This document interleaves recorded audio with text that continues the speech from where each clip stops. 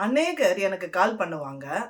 அவங்களுடைய வருத்தத்தையும் வேதனையும் சொல்லும் பொழுது ஒரு காரியத்தை கண்டிப்பா சொல்லுவாங்க. இன்னும் வெளிநாடுகள்ல இருந்து கால் பண்ணுவாங்க. பல ஊர்களிலிருந்து கால் பண்ணுவாங்க.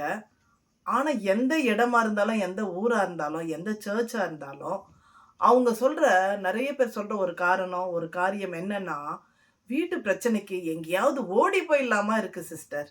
அப்படின்னு சொல்லுவாங்க. ஆனா நான் உங்களுக்கு ஒரு அருமையான வசனத்த சொல்றேன் பாருங்க. யார் ஓடணும்னு நீங்களே பதில தெரிஞ்சுக்குவீங்க.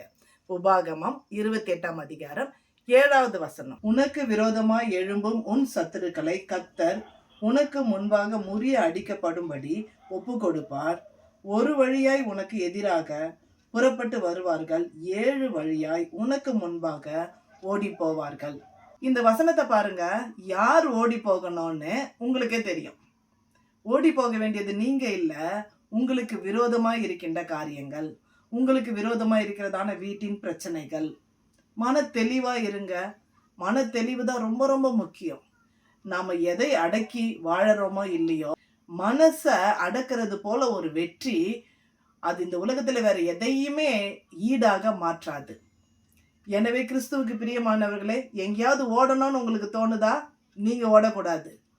உங்களுக்கு முன்பதாய் வருகின்ற எதிராளி 7 வழியாக ஓடும்படிக்கு கர்த்தர் செய்வார்.